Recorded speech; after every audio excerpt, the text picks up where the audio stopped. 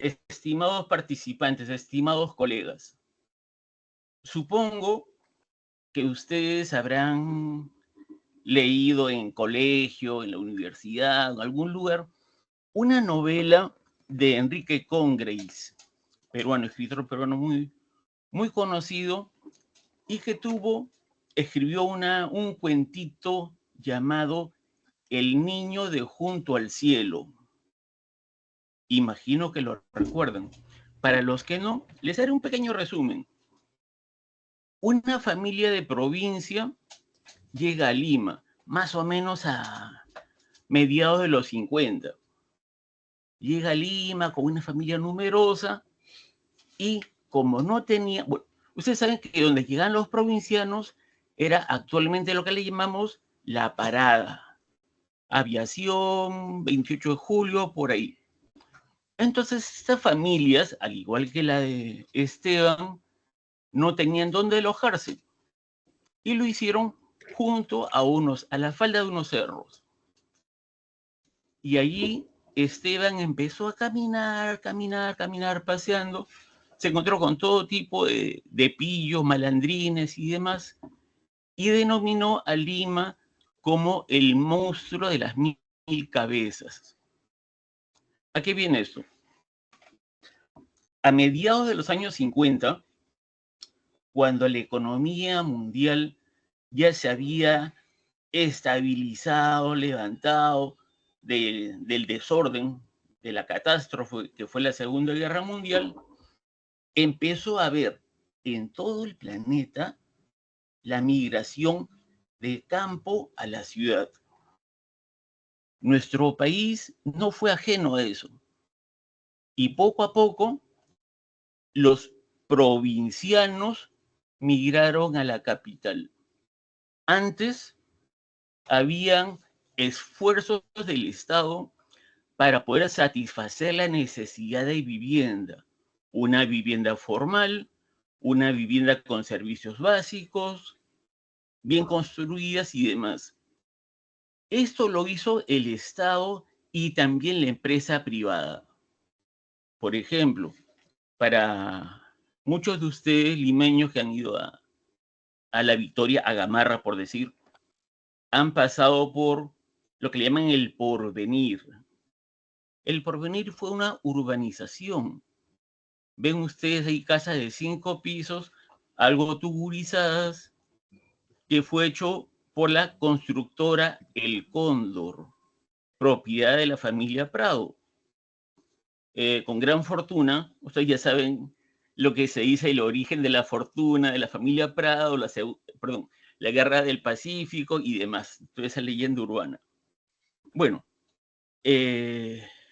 los obreros que trabajaban en el centro de Lima tenían sus viviendas en una zona próxima.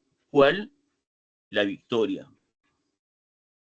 Pero cuando esa población se multiplicó, cuando llegaron los campesinos y se desbordó la capacidad del Estado y del sector público para brindarles viviendas decentes, acordes con las necesidades básicas, optaron por las invasiones. Ahí es donde aparece un personaje muy curioso llamado, conocido como Poncho Negro. En este momento no recuerdo el nombre, en el PPT se los voy a poner. ¿Ya? Y bueno, pues lo que hizo Poncho Negro fue dirigir las invasiones en los cerros que están justamente por la Victoria y alrededores, por el antiguo mercado de frutas, por esa zona. Después, como seguía creciendo la migración, se proyectó hacer una serie de urbanizaciones al sur de Lima. Cuando digo sur de Lima no me refiero pues a Villa Salvador, a Punta Hermosa ni demás. El sur de Lima era pasando de Surco, de Santiago de Surco, pasando a la carretera Panamericana Sur. Por ahí pasaba una vía de tren que conectaba la planta de cemento Sotocongo con una procesadora que tenían ellos en el centro. Pero estas familias necesitadas de vivienda, asesorados por Poncho Negro, y no sé si habrán oído hablar ustedes del obispo Bambarén, Luis Bambarén, se organizaron y tomaron lo que ahora es la ciudad de Dios. San Juan de Miraflores, como quien se va para el mercado de frutas, a la mano izquierda. Invadieron eso. Más o menos finales de los 50. Y después fue subiendo, Pamplona Baja, Pamplona Alta y demás. Asimismo, en el gobierno del general Odría hubo una invasión. Pero como ustedes saben, bueno, los que son más o menos de mi edad o un poco menos, sabrán que muchos asentamientos humanos escogen o toman el nombre del presidente de turno, de la primera dama, etc. Entonces, al sector que está más allá de San Juan de Miraflores, lo denominaron Villa María del Triunfo, porque María era el nombre de la esposa del presidente del general Odría. Y del Triunfo porque era esa la denominación que tenía un sindicato de trabajadores que tenían como factor común la necesidad de vivienda. Y así después comenzó Tabla de Lurín, Villa Salvador y demás. Villa Salvador. Eso fue supuestamente una urbanización. Ya. Por favor, no pierdan el hilo en cuanto a esto, lo de Villa El Salvador. Ahí hay un break muy interesante. Un grupo de arquitectos jóvenes, junto con un religioso muy conocido en esa época como el Padre Bolo, hicieron las CUAVES, las comunidades autogestionarias. Y ese asentamiento humano, después vamos a ver con rigor lo que es la definición de asentamiento humano. Villa Salvador lo constituyeron como un asentamiento humano modelo. Es decir, calles rectas, avenidas anchas, servicios comunales y demás. De repente ustedes, alguno que ha tenido que litigar en la Corte de Lima Sur, habrá pasado por ahí. Habrán visto que las avenidas son inmensas. Las calles son totalmente cuadradas, no son como se llaman dientes de abuela. Pero hay un detalle, después les voy a pasar un video, después les voy a alcanzar un video en cuanto a la gran falla que tiene Villa El Salvador, que lo hace altamente riesgoso. Bueno, ya que hemos visto esos antecedentes históricos, vamos a ver ahora algunos temas.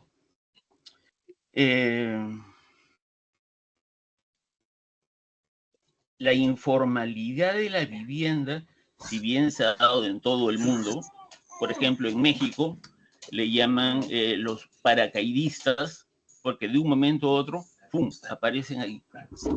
Un segundo.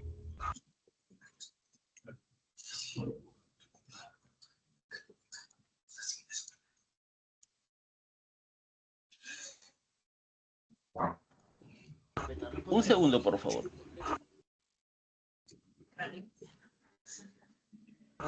Bueno, entonces, como les decía, en toda América Latina empezó a formarse estas ocupaciones informales. Ustedes habrán oído, obviamente, en Brasil, las favelas y otro sitio más. Y es más, ten por ahí, y si no está por acá, se los voy a dejar en la PPT. Hay un asentamiento humano que ustedes dicen a todas luces, esto es Lima, no, de repente, esto es Buenos Aires, esto es Santiago. No, lo que les voy a alcanzar en el PPT es una invasión típica, con viviendas de lata, con viviendas de plástico, con paredes de no sé qué. ¿Saben dónde está?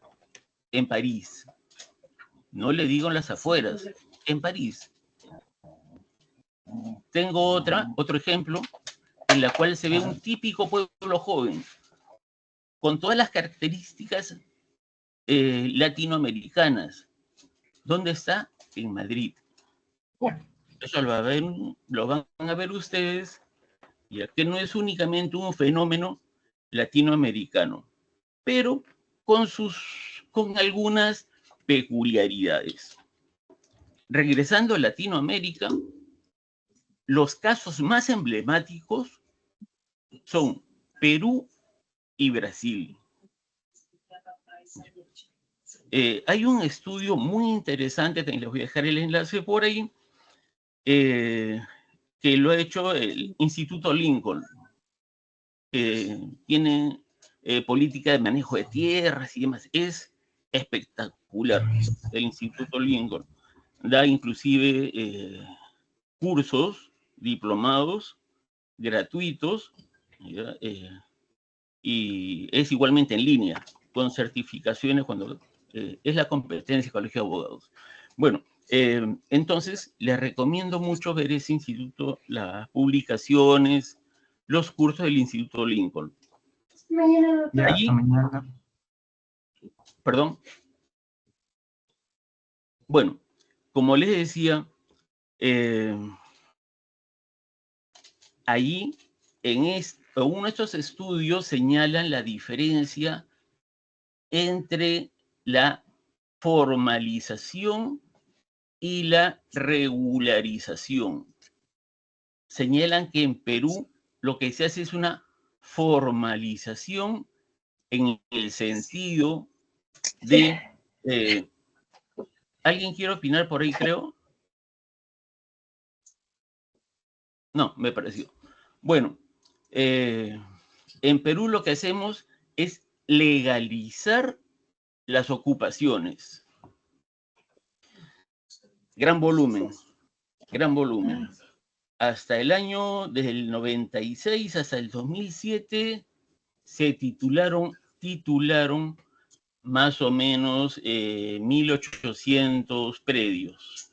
Actualmente debe ser por los 3.000 más o menos.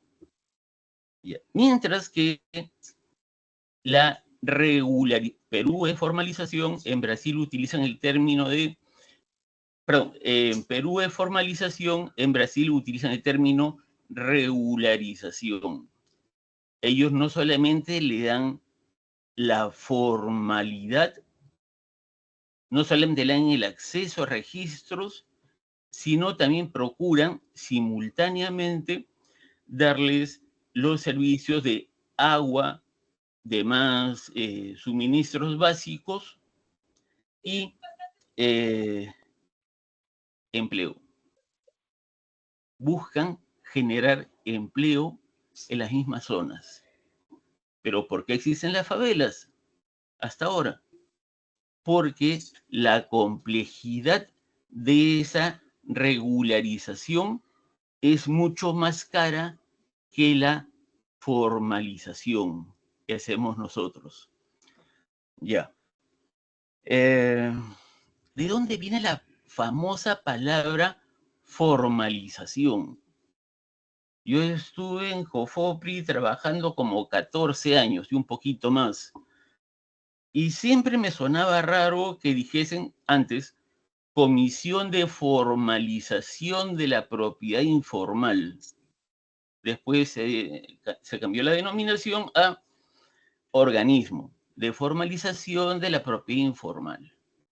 Pero ¿de dónde viene en estricto la palabra formalización? Ya. eso es más que nada un término económico, es un término que manejan los economistas, como oposición, como oposición a decir un comercio informal. Una norma derogada hace muchísimo tiempo, desde el año 61 que se promulgó y al poco tiempo se derogó, es la 13517. Acuérdense, si pueden, tomen nota o si no, ya lo verán en el PPT. La ley 13517, denominada declara de necesidad y utilidad pública, e interés nacional la remodelación, saneamiento, legalización de los barrios marginales. Ahora nos puede sonar quizá un poco ofensivo, ¿no? Es decir, barrios marginales o barriadas existentes en las áreas urbanas y suburbanas del territorio nacional. Así nosotros podemos ver cómo es que la clase dominante, ya sea gubernamental o no, consideraba a las invasiones, las tildaba de barriadas. Después ya, con un poquito, bueno, eso fue en el año 61, el segundo gobierno de Prado, cuando el ministro de Economía era Pedro Beltrán.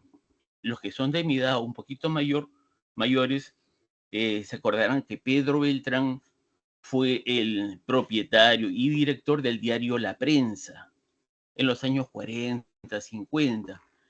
Era lo que podríamos decir ahora una persona de extrema derecha. Sin embargo, bueno, y Prado tampoco era pues muy popular, ¿no? Entonces, esas dos personas que encabezaban el gobierno no podían desconocer esa situación de irregularidad y dieron esa ley. Posteriormente se modificó ya en el gobierno militar y se pasó a llamar pueblos jóvenes. Y ahí viene la pregunta, ¿no? Algunas personas, pucha, les gusta aprender, ¿no? Ya, el nombre es este, pero a otros nos interesa saber por qué el nombre, de dónde viene, cuál es la acepción.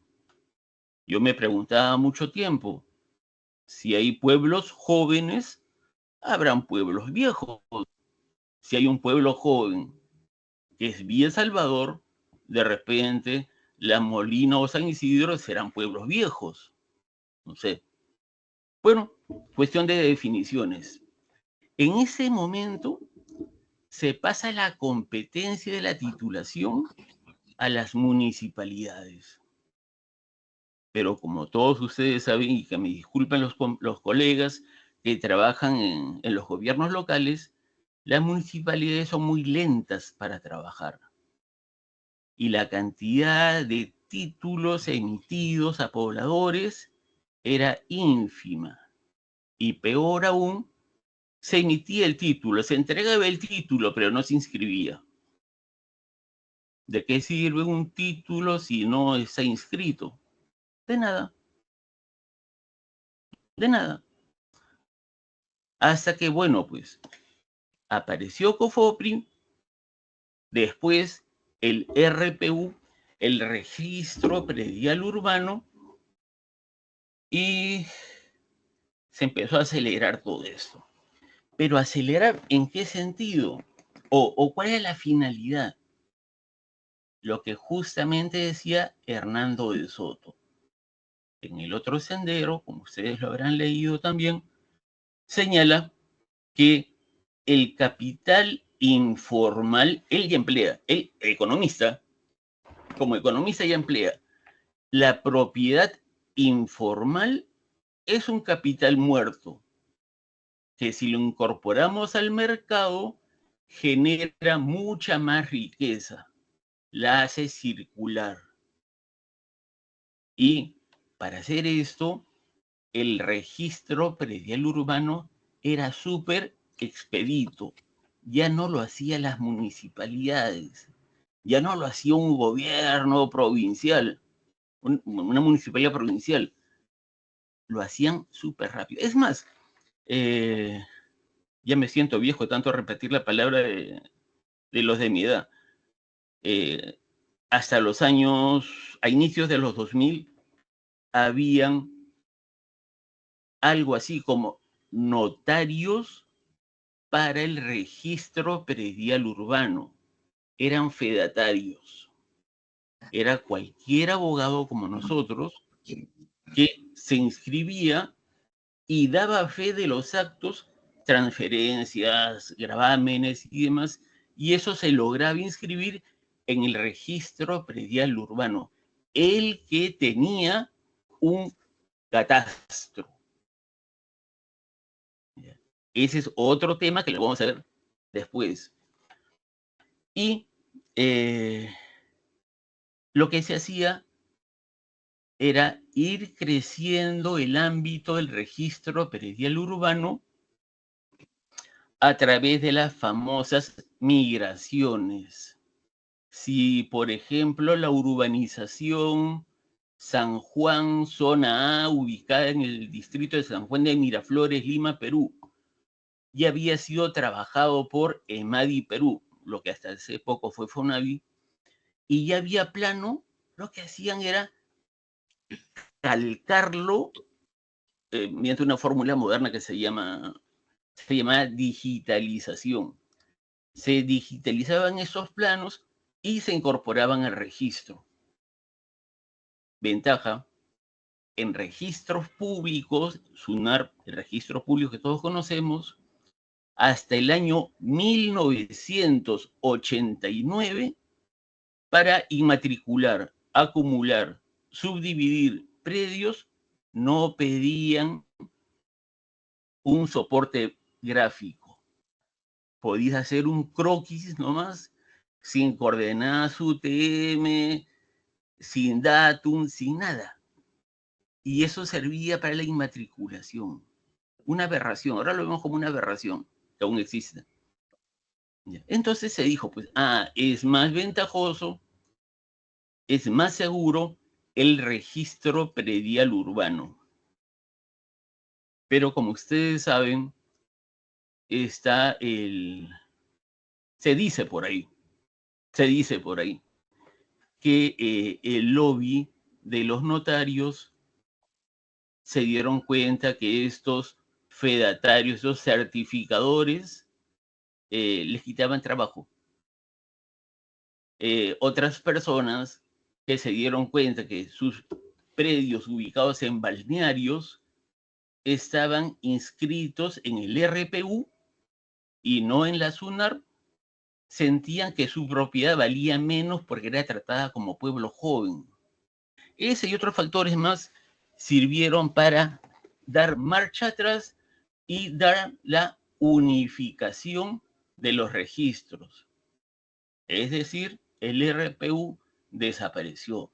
Los certificadores, los fedatarios, como se llamen, desaparecieron. Y todo ese trabajo quedó para los notarios. Ya. Hasta ahí hemos visto a grandes rasgos lo que ha sido la propiedad informal, yo le llamo irregular, en el Perú.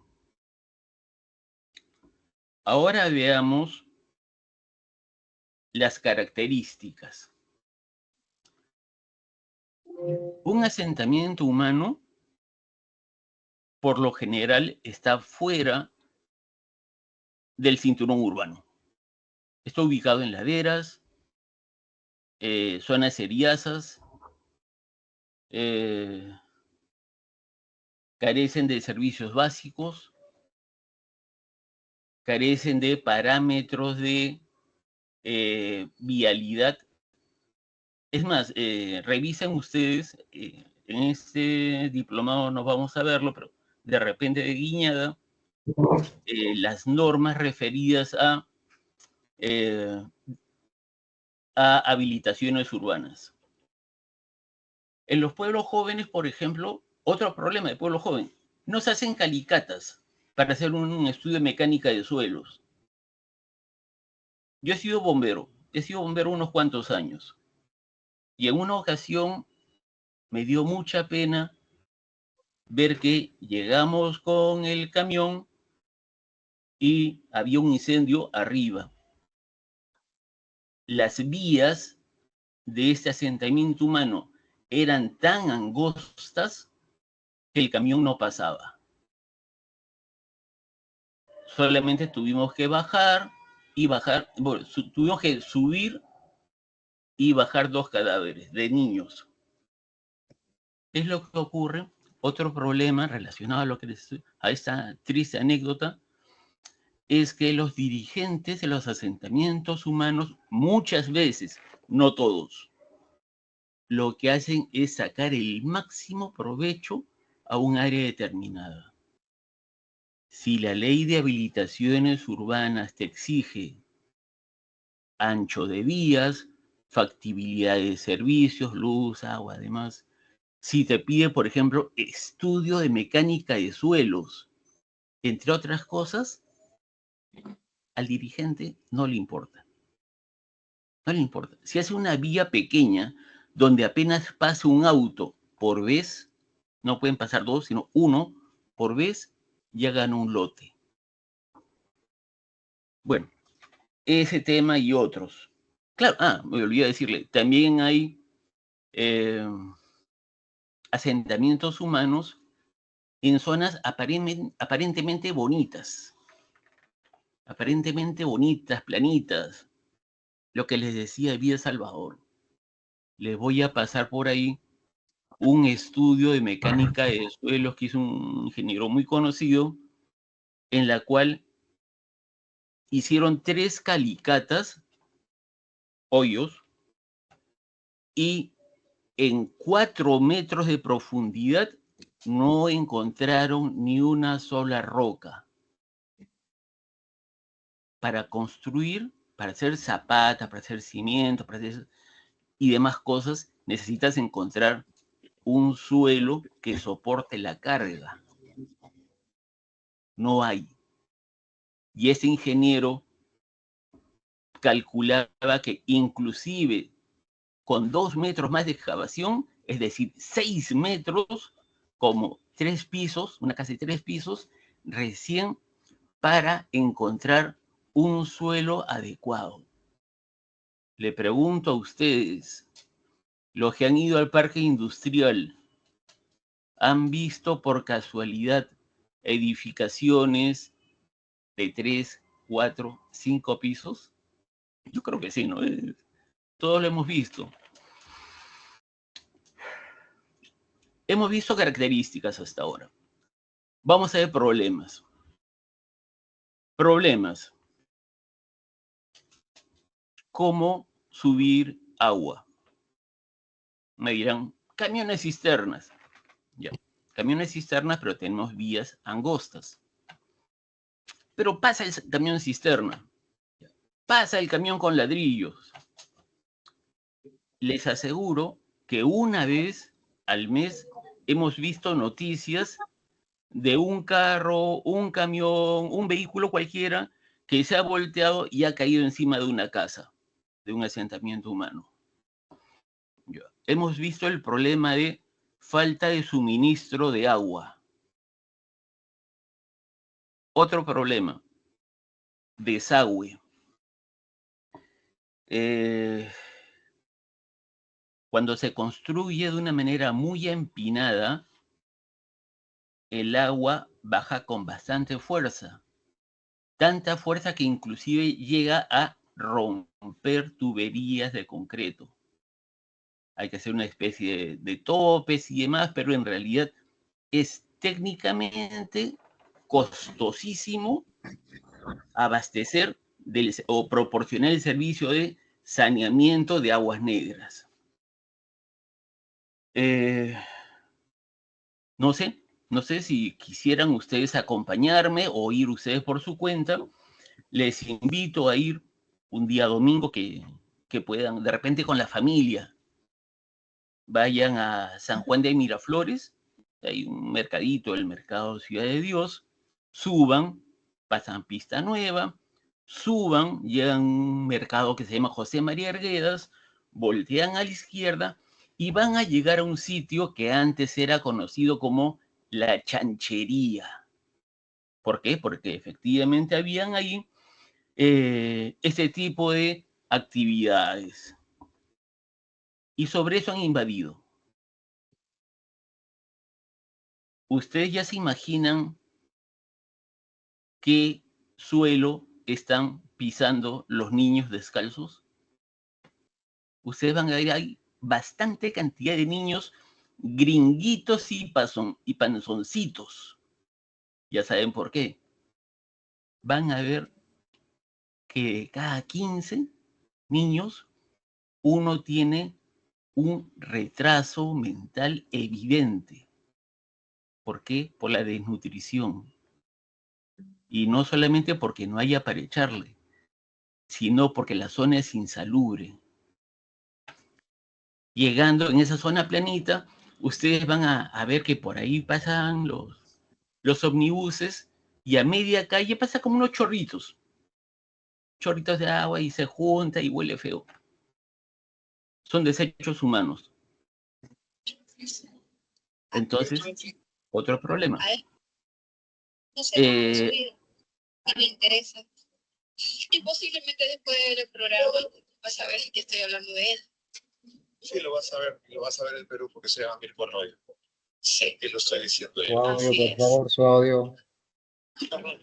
¿Qué hago la historia que cuentas? Sí. Lamento que hayas tenido que pasar en nuestro país por semejante pesadilla. Así es, Víctor. Hacer muchas cosas que quiero. Muchas cosas. Pero tú detienes, ¿no?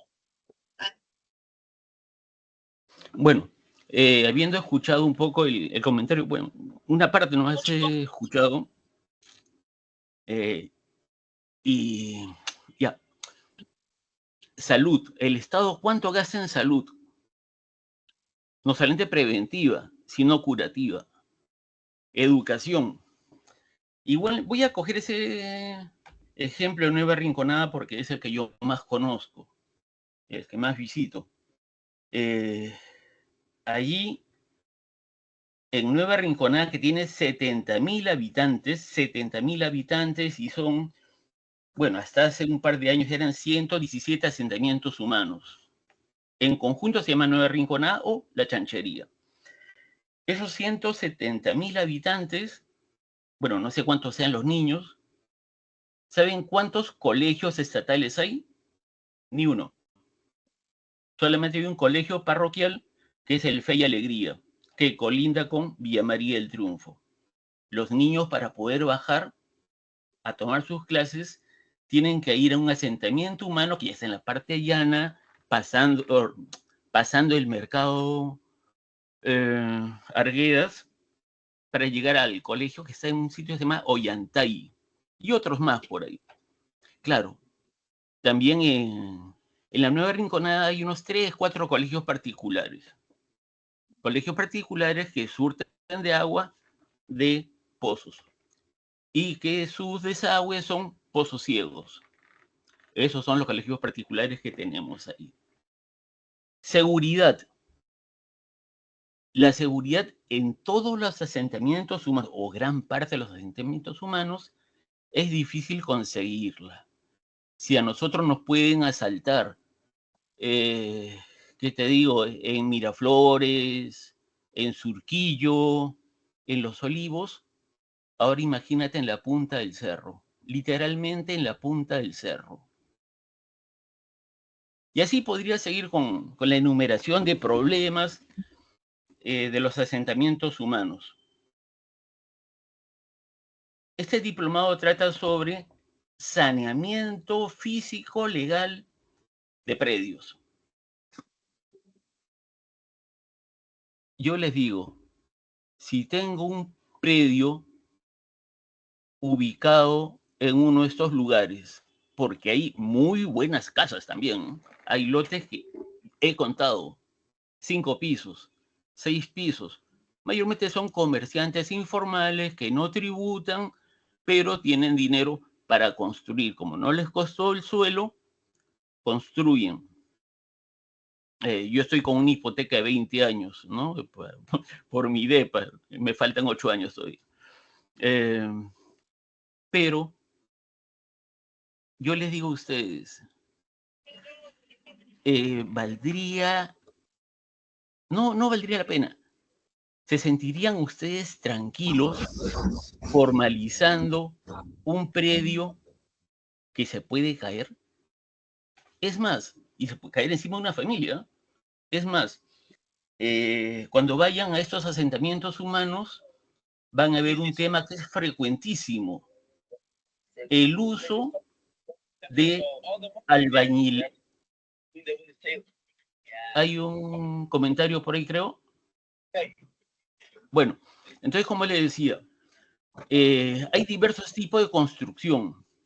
El más básico es lo que le llaman albañilería confinada. Columnas, viga. Sigo escuchando una voz por ahí, pero sigo. Ya. Y a modo de tabiquería ponen ladrillos pandereta, ladrillos huecos, que son solamente para tabiquería, para separar cuartos. Y lo ponen como si fuesen muros portantes. Cuando hay un pequeño... vean ustedes, de repente, por la casa algún vecino que no hayan tarrajeado, van a ver estos ladrillos que son distintivos y tienen rajaduras. En el 2011 hubo un sismo en Isla La Española, República Dominicana, Jamaica no es, ya se me fue el nombre. Luis.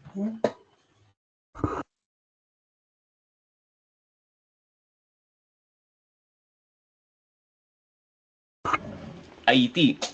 En el año 2011 hubo un terremoto en Haití que fue más o menos de 6 grados, más o menos. Un año antes hubo un sismo en Santiago de Chile. 8 grados, menos que el de Pisco. La cantidad de muertos que hubo en Chile fueron unos pocos cientos. La cantidad de muertos que hubo en Haití, a pesar de ser un sismo de menor fuerza, dejó muertos por decenas de miles. ¿Por qué? Los defectos de la construcción. Nosotros somos abogados, no somos ingenieros, pero a través de una prescripción adquisitiva, ya sea en vía judicial, administrativa, lo que sea, podemos lograr una titulación de un lote. Pero yo lo que quiero es que ustedes tengan presente que debajo de un techo puede haber una familia. Bueno, hacemos un pequeño descanso para tomar un cafecito, galletitas y demás, y continuamos.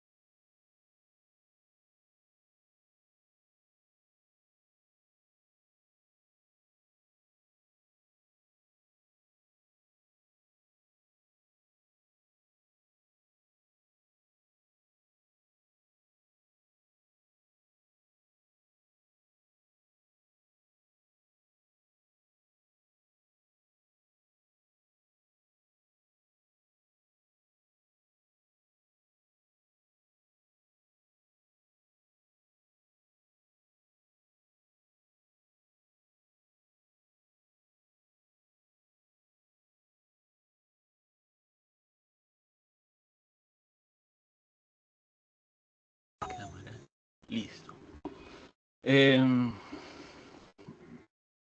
Si no han terminado el cafecito, sigan nomás, no hay inconveniente. Esa es la ventaja de las reuniones virtuales. Bueno,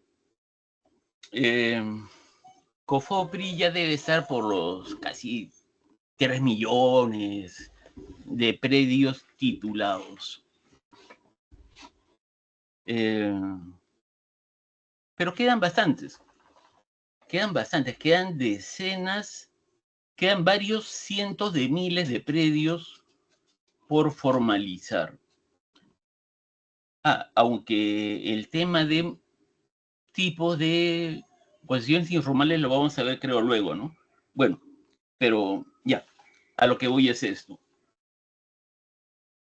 Hemos gastado más de, en la historia de COFOPRI habremos gastado más de 90 millones. Bueno, una cantidad tremenda. 1.300 millones de soles más o menos, o 1.400. Y ¿saben ustedes que como exdirector les digo, en muchos casos ha sido en vano? ¿Por qué en vano? La idea inicial era que estos predios, al entrar en el mercado inmobiliario, generen riqueza, entren al circuito financiero, el circuito bancario, y que pueda facilitar la constitución de pequeños negocios, pequeños talleres y demás. Como ustedes sabrán, en especial los que tienen la especialidad de derecho bancario o los que hayan trabajado en un banco, saben que la banca no presta en razón al capital que tú tengas, sino en razón de tu capacidad de pago. Si yo tengo un inmueble formalizado por COFOPRI y le digo, quiero poner una tiendita, bien difícil que mejore tu situación a que si no hubieses tenido el título. Primer error. Segundo, cuando se pensó en la creación, en los inicios de COFOPRI, se fomentó bastante la cultura del ahorro.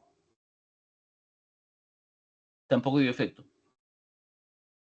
Se pensó también en el mantenimiento de la formalidad. Les aseguro que si ustedes van a hacer un estudio, hasta sería interesante para una tesis, verán que el 10%, 15% de los predios formalizados por COFOPRI han caído nuevamente en informalidad, en ventas que no han sido registradas por evasión tributaria o sencillamente por dejadez. Entonces tienen ya falta de cultura de ahorro, no inclusión en el sistema financiero y caída nuevamente en la informalidad. Cuando me citaban al Congreso, a la Comisión de Vivienda, para dar opinión sobre las tantísimas veces que se dice ampliación del plazo para la formalización. Al inicio fue en el 96, no más, 96 se cierra el caño y no se va a formalizar nada posterior, en una invasión posterior. Y así abrieron el 2003, 2006, 2015 y demás. Las veces que me ha tocado ir al Congreso,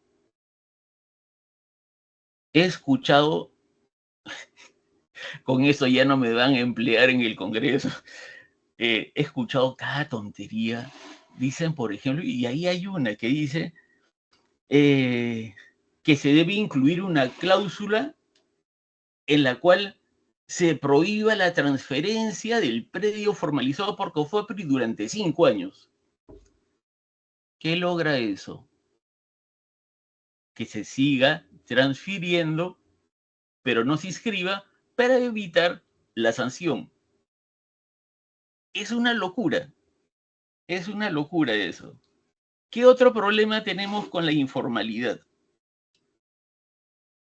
Cuando ustedes van al norte, cuando van a Chancay, a Huaral, el peaje que está en Ancón, antes de llegar a Pasamayo, antes había un arenal inmenso entre la carretera y el mar.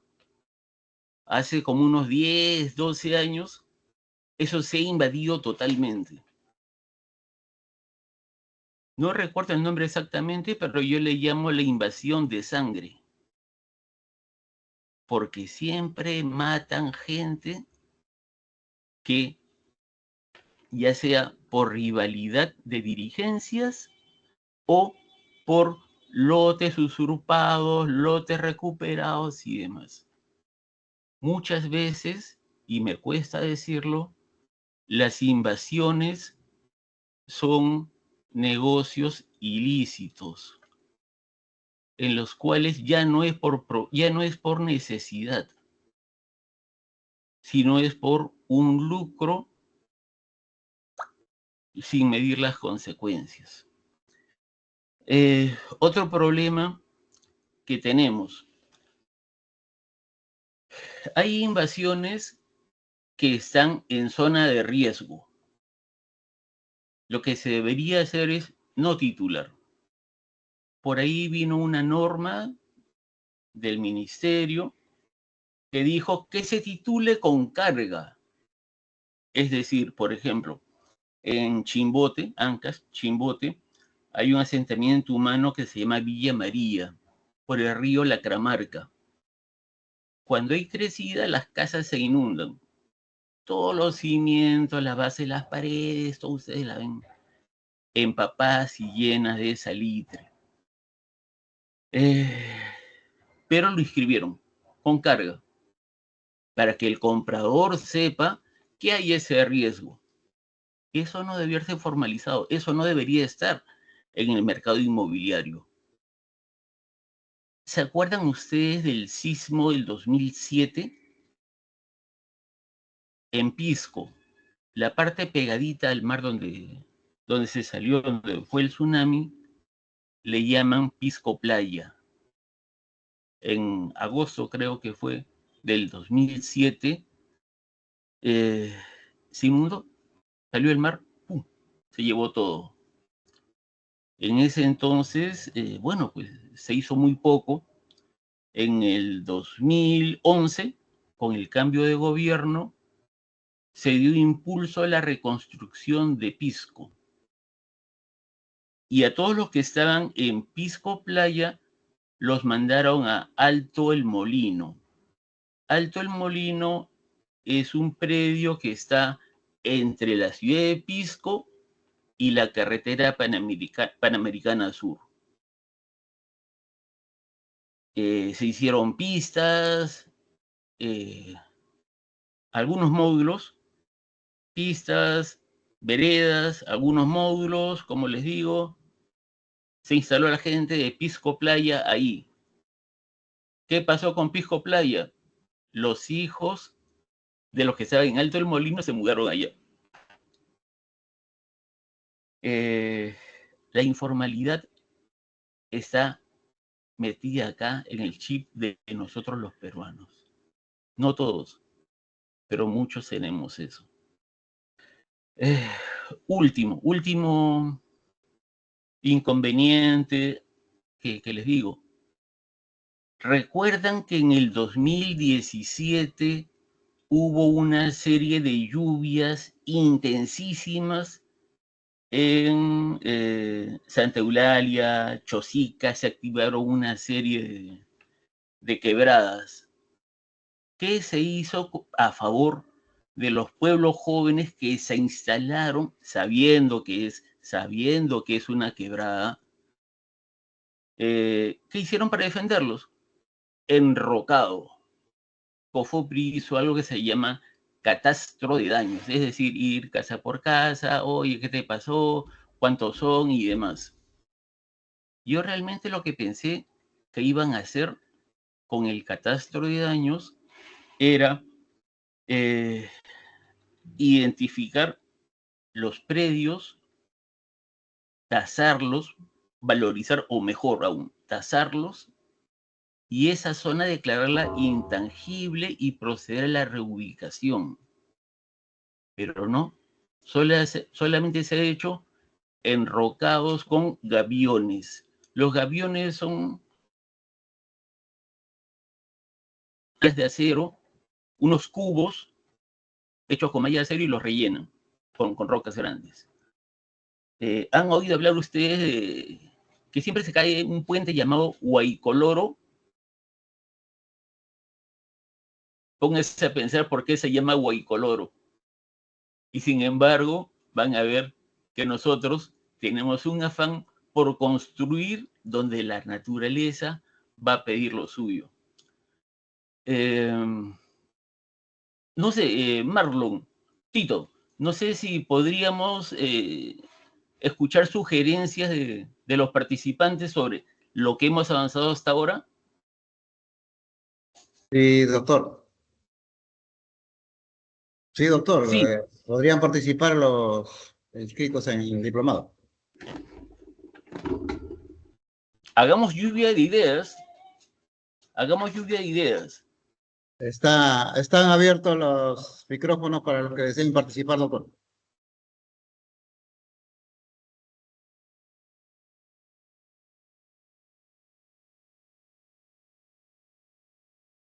Profesor, otro de los problemas que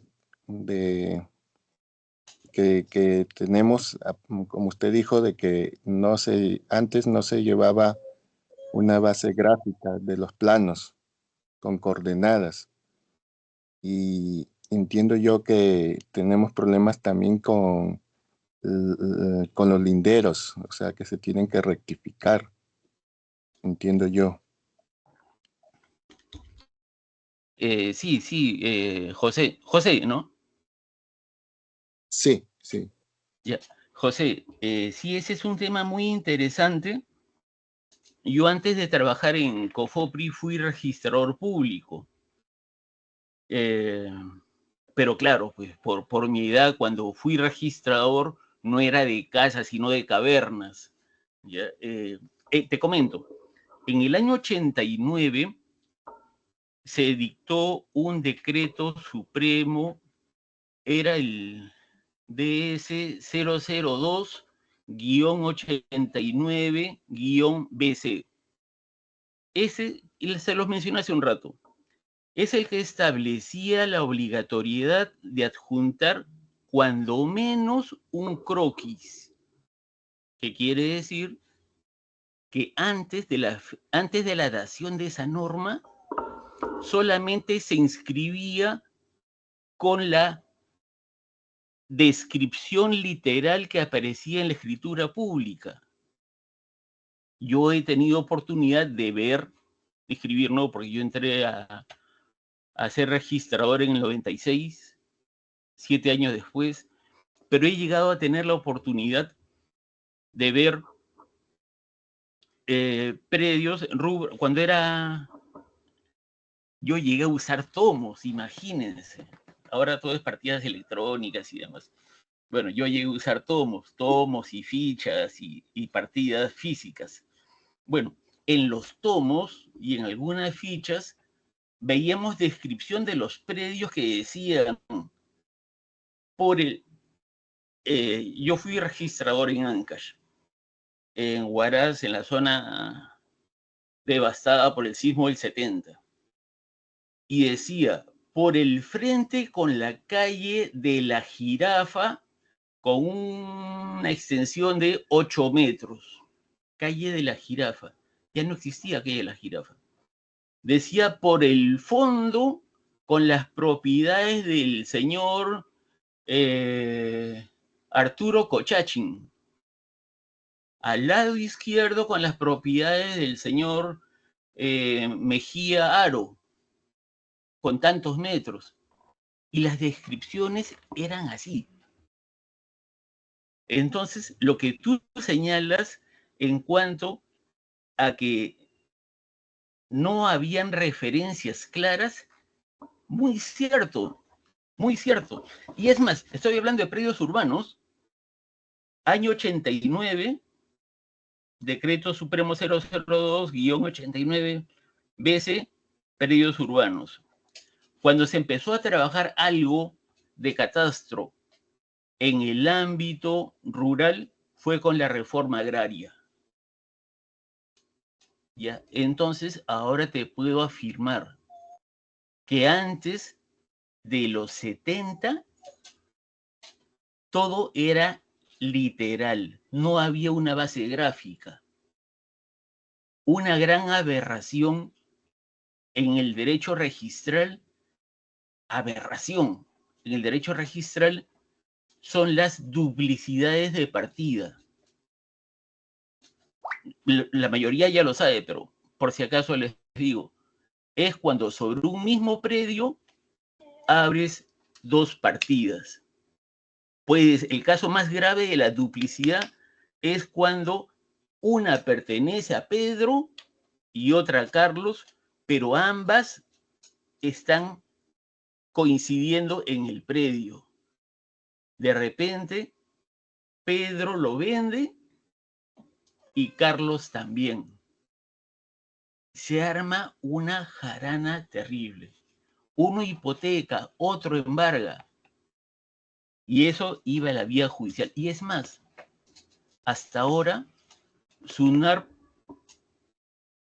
y no dudo en decirlo, SUNARP solamente tiene su base gráfica registral en lo proporcionado por lo que fue el PET, ahora gobiernos regionales, y COFOPRI.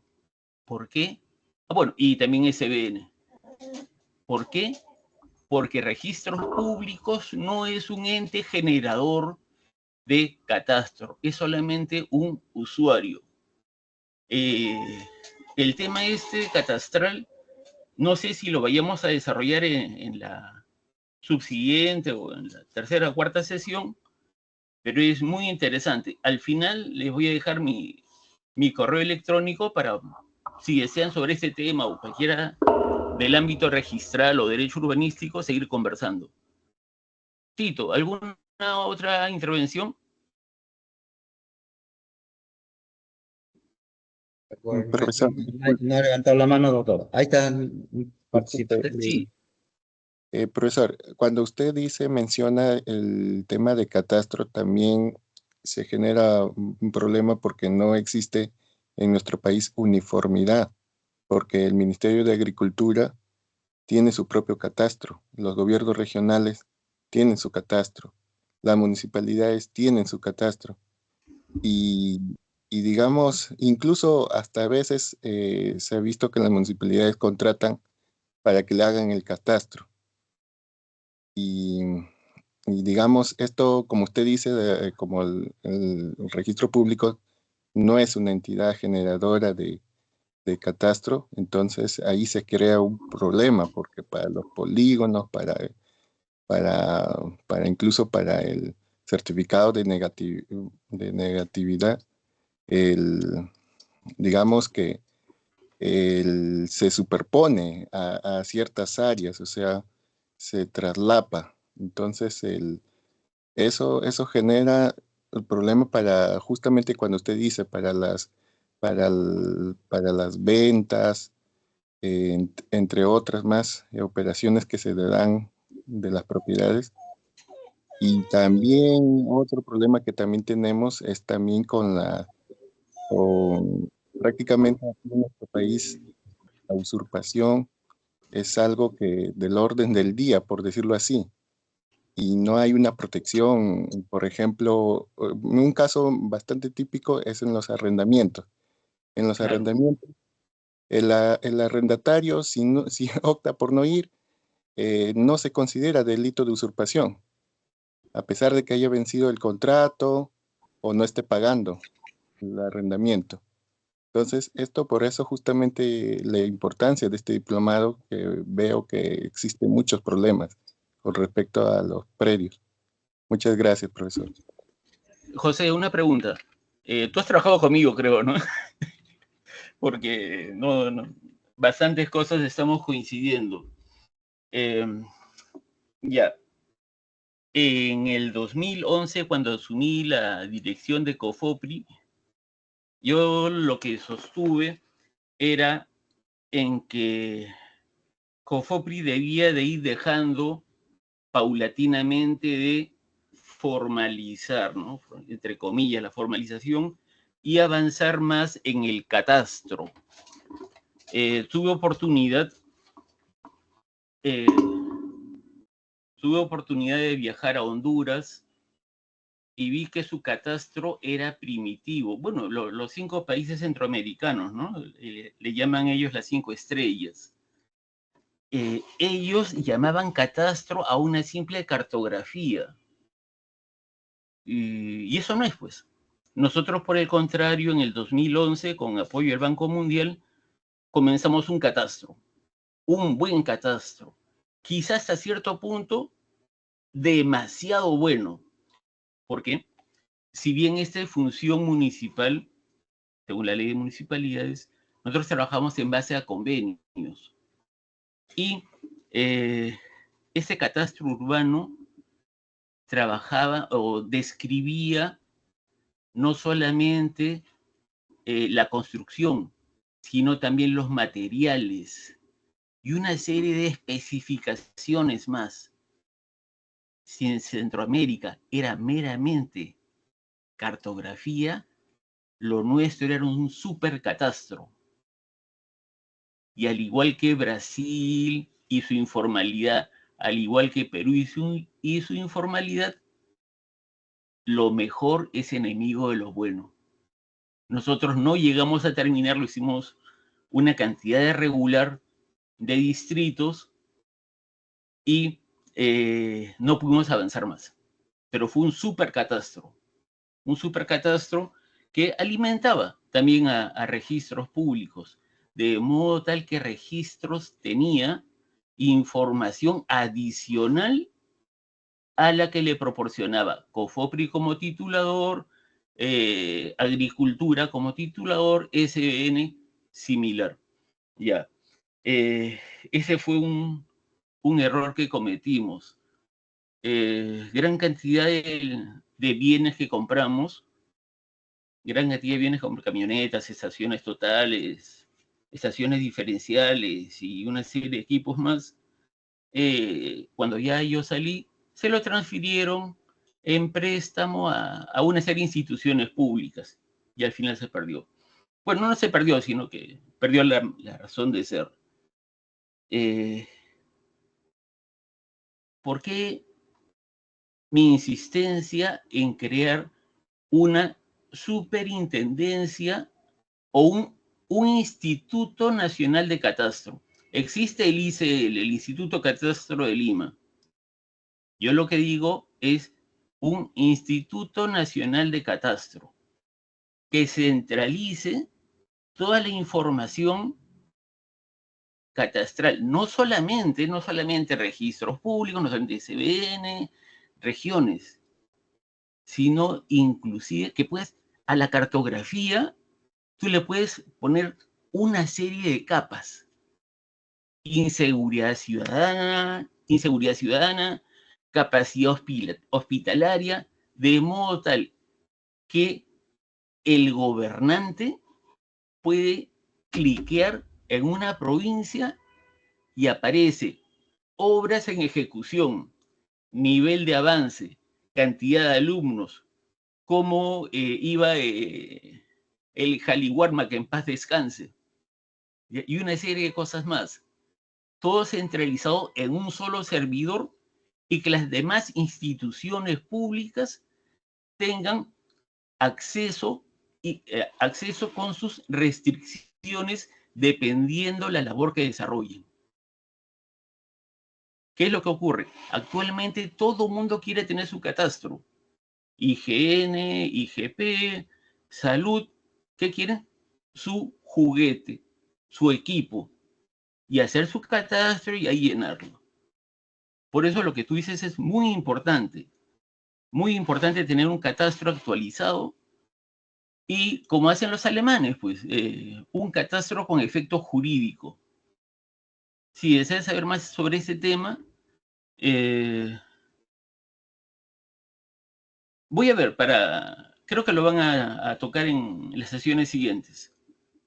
¿Alguna otra pregunta o continuamos? Profesor, otra pregunta. Por Sí, ejemplo, sí. en Alemania, Creo que José es el único que está conectado. José, profesor, dime. ya, en Alemania, por ejemplo, entiendo yo que para ellos no existe la figura de la prescripción adquisitiva como una forma de formalizar, porque digamos, todo está, digamos, o sea, todo se encuentra en registros públicos, inscritos, las propiedades. Entonces, Ya. en Perú entiendo yo que la idea es que algún día llegar, que todo esté inscrito en registros públicos, porque digamos para dar mayor seguridad, y justamente ahí también hay un problema. ¿Por qué? Por ejemplo, muchas de las propiedades no hacen declaratoria de fábrica, o sea, no se condice la realidad. Aparte del problema de las áreas y linderos, también está el problema de las declaratorias de fábrica de las construcciones. No, o sea, muchas veces están como terreno, pero cuando se van físicamente, digamos, hay una construcción, e incluso a veces hay otros poseedores. O sea, ese problema también lo tenemos nosotros. Te comento. ¿Algún? Cuando, Sí, profesor. cuando estuve en España, estuve ahí en el Colegio de Registradores de Madrid. Ahí nos enseñaron una frasecita que decía, ¿no?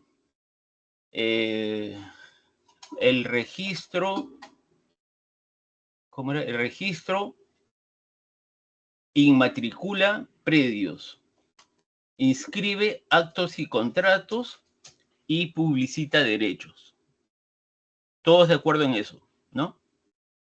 Inmatricula predios, Perú, el caso Perú. Inmatriculas predios, inscribes actos y contratos y publicitas derechos. En Alemania no. ¿Por qué? Porque todo está catastrado. ¿Te imaginas? Y ahí eliminas el tema de rectificación de áreas y demás.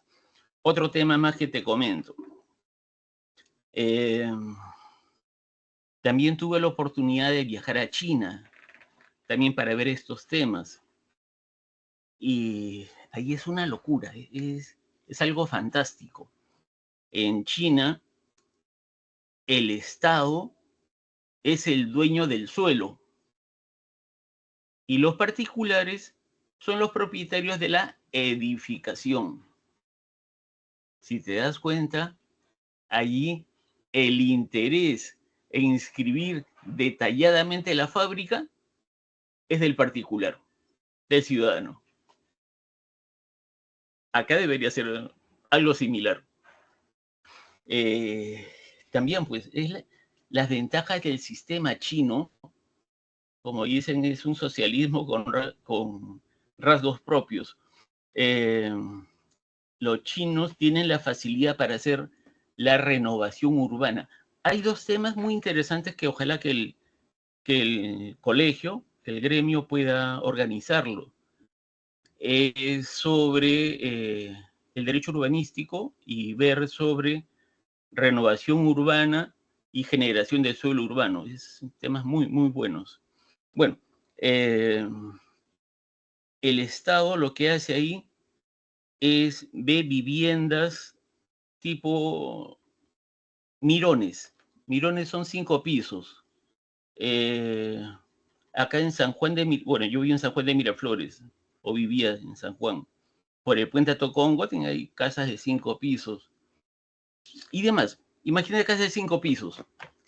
pero cuando la densidad poblacional va presionando, lo que hace el Estado es no expropia el terreno, porque el terreno es suyo, sino paga un justiprecio por la construcción, no hay cuestionamiento y ¡fum!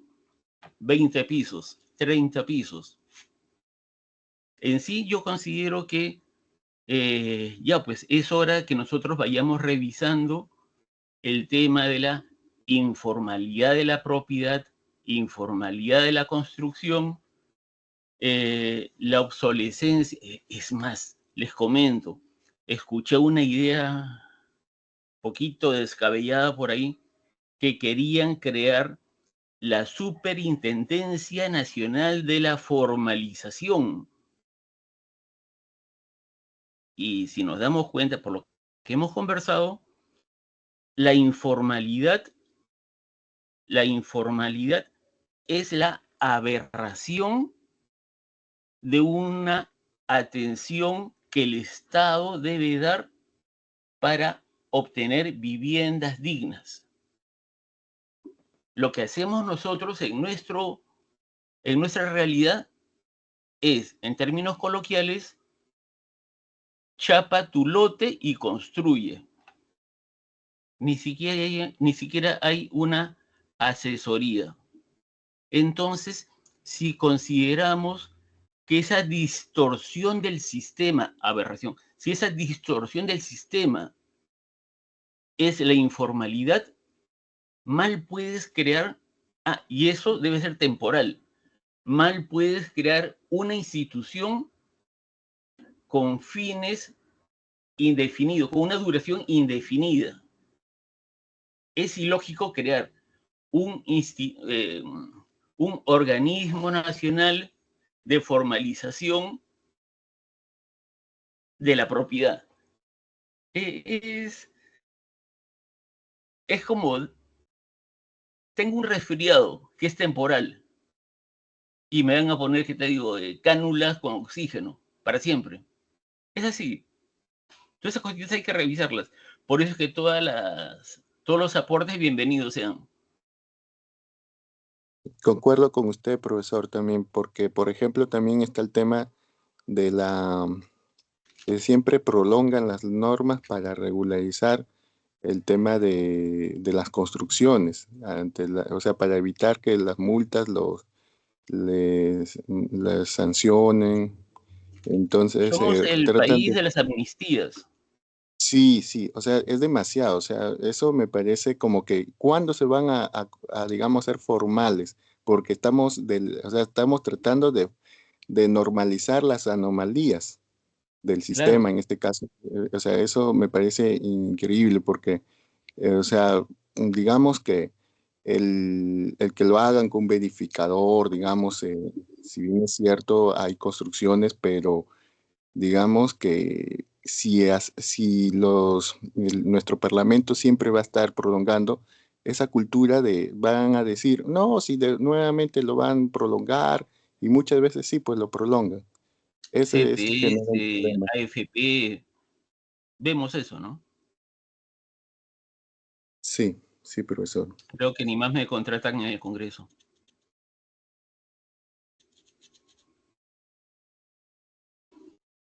Bueno, entonces, una última interrupción y en 3 minutos continuamos.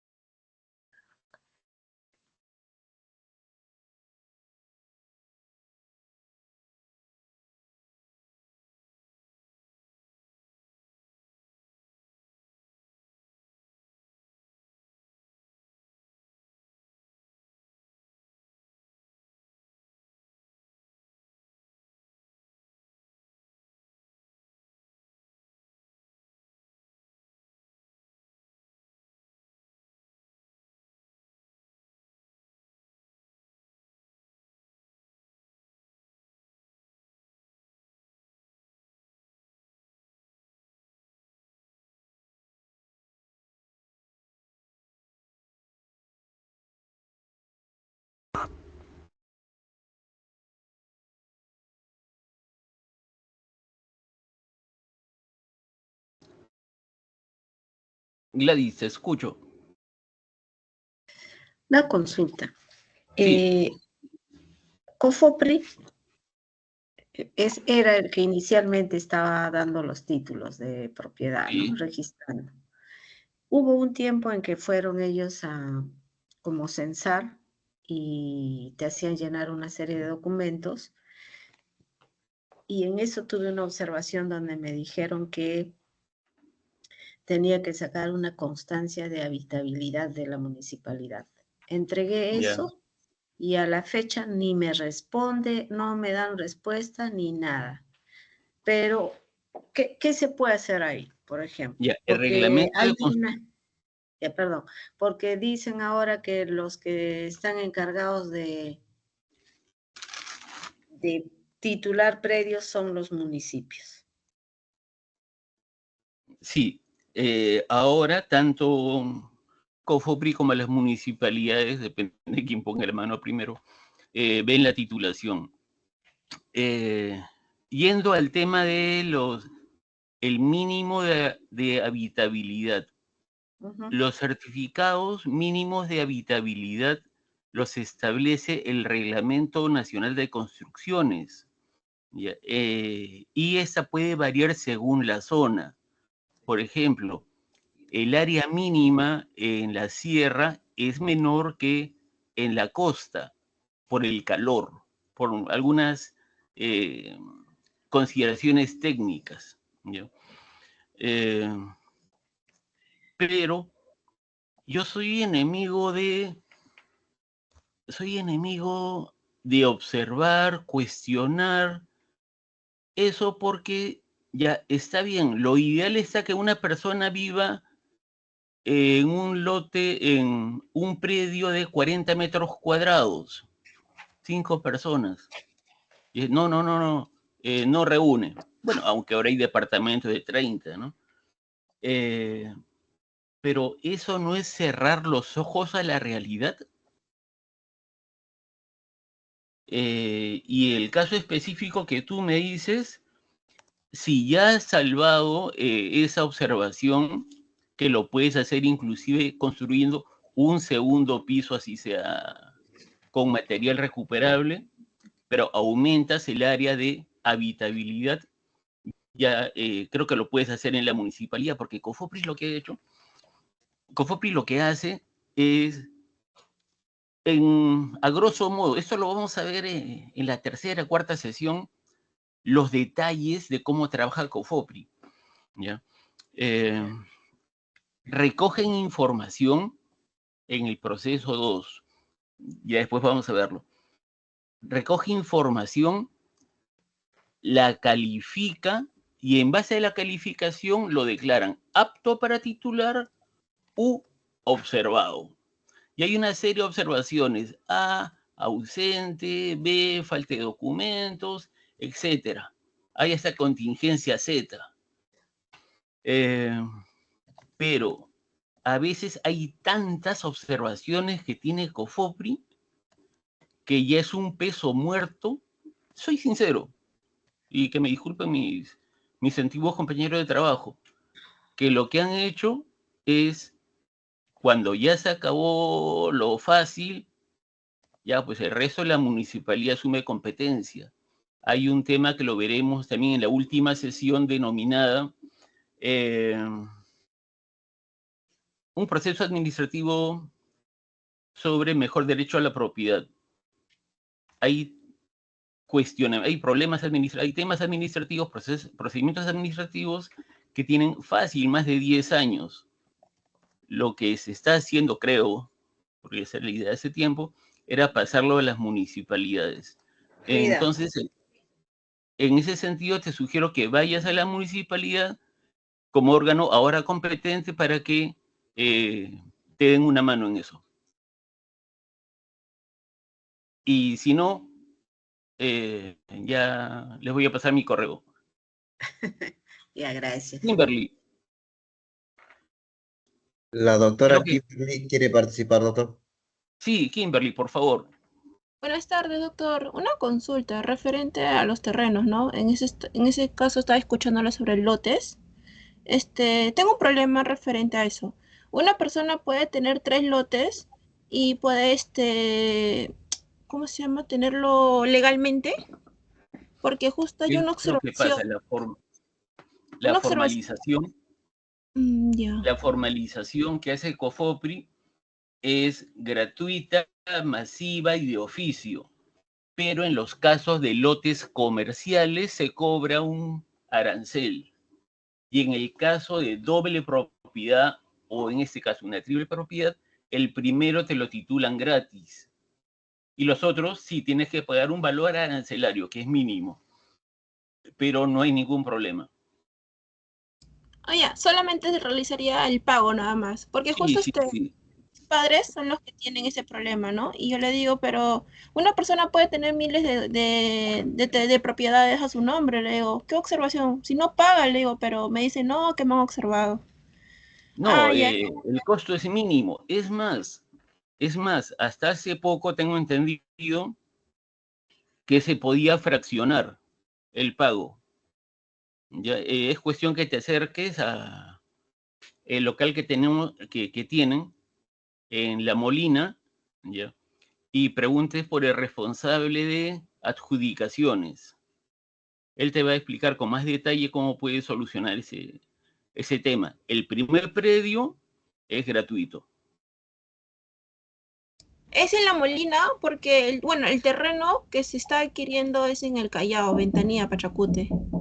No, a nivel nacional lo está viendo La Molina. Ahí vas a buscar al responsable. Gracias.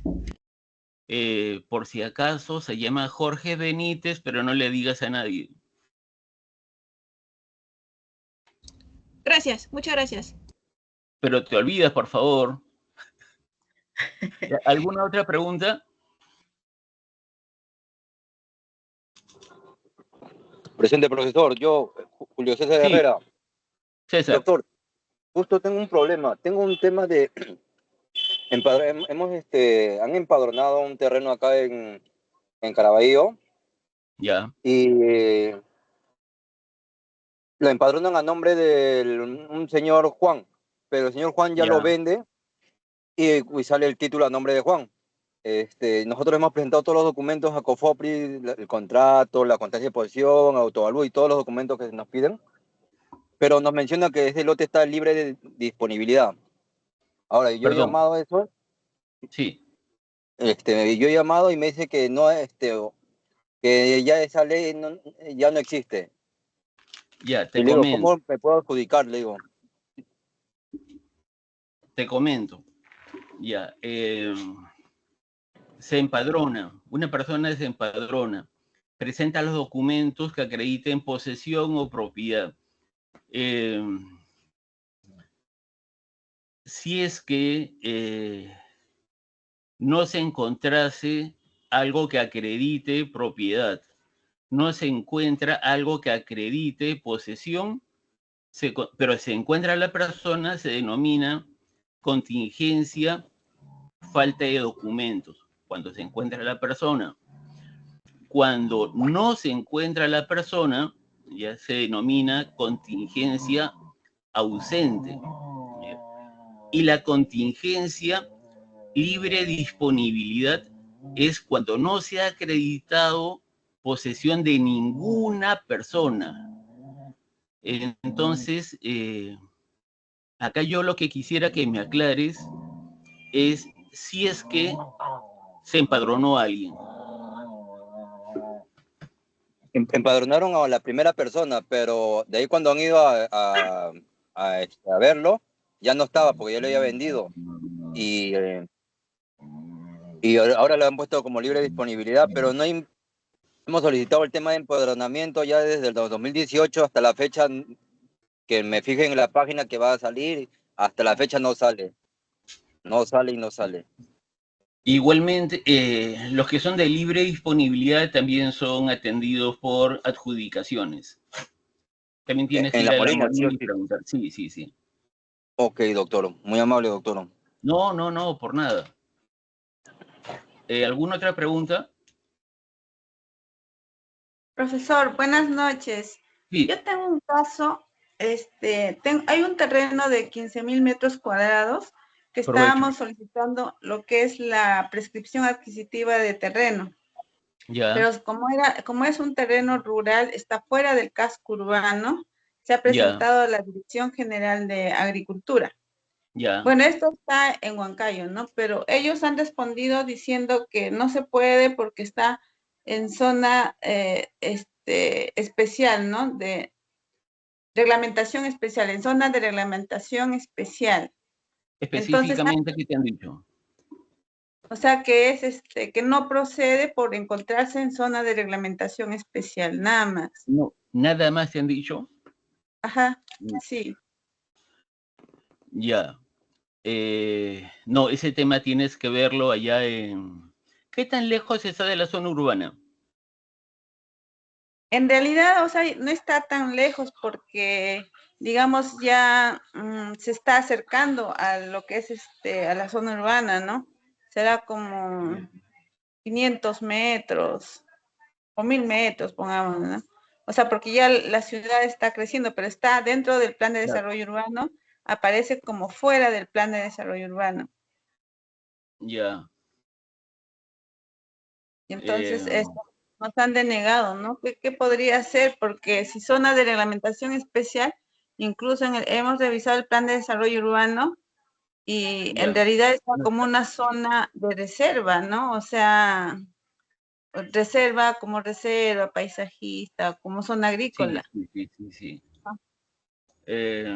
No sabría decirte, así el tema específico no sabría decirte.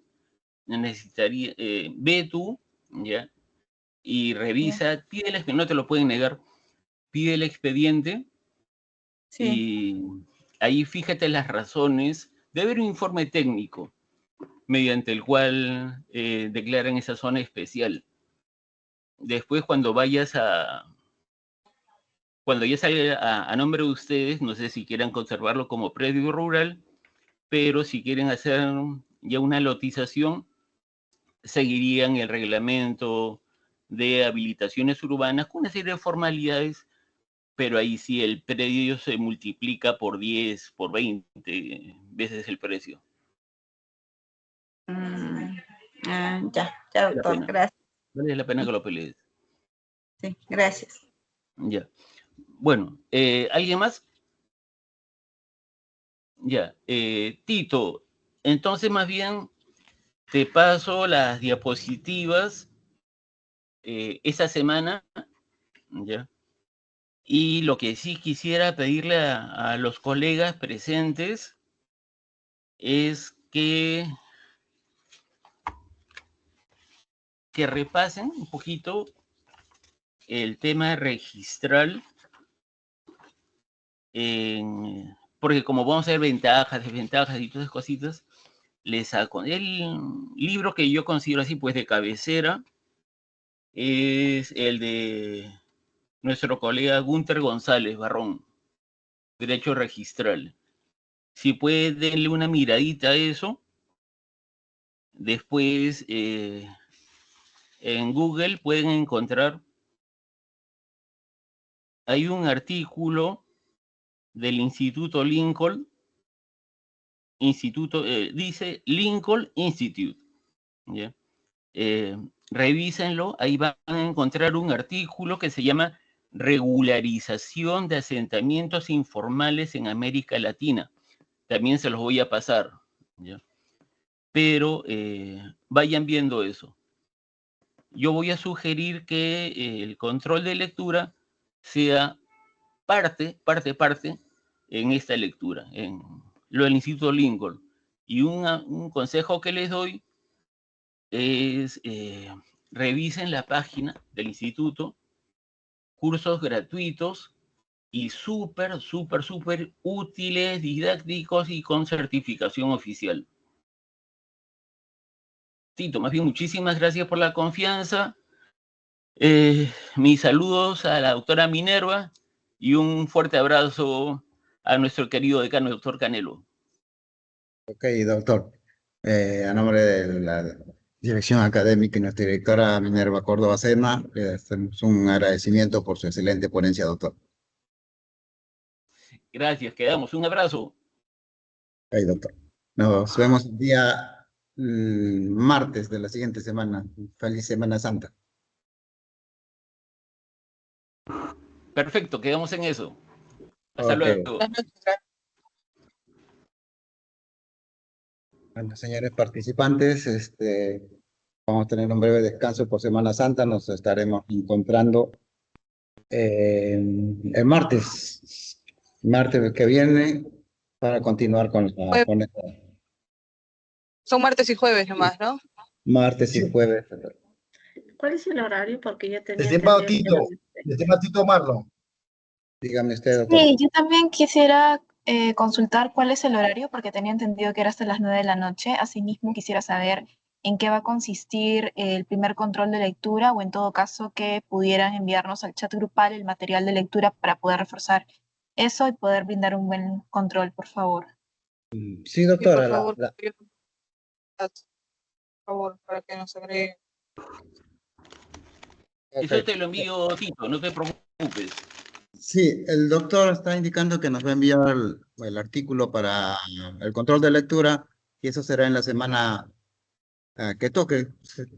Si no me equivoco, es la segunda semana y va a haber un control de lectura. Pero en el interín, si desean cualquier tipo de pregunta, cualquier duda, con toda confianza, mi correo te lo voy a pasar también en el grupo. Es atarabay@puc.edu.pe. Ya, doctor, lo envían al doctor para compartirlo. Ya te lo paso. Ok, doctor. Okay. Veo que están haciendo preguntas sobre la asistencia. El sistema automáticamente graba su asistencia a la hora que entra, tanto como si se retira, también la registra. Por eso le digo, su asistencia queda automáticamente registrada. Sí, Tito, buenas noches. Dígame, doctor. Como ya la colega ya mencionó, si sería bueno que nos diera el plan del curso, ¿no? ¿Qué horarios para nosotros programarnos? Porque a veces tenemos actividades, entonces necesito los temas exactamente, o sea, qué tema se va a desarrollar dentro de este tema, o sea, nos podría enviar de repente por este medio, ¿no? Doctor, en el WhatsApp grupal voy a colgar el brochure donde están todos los temas y las fechas en que se van a tomar. Ya, correcto, gracias. Ok. Bueno, doctores, gracias por su participación. Nos estamos viendo el día martes. Gracias a usted.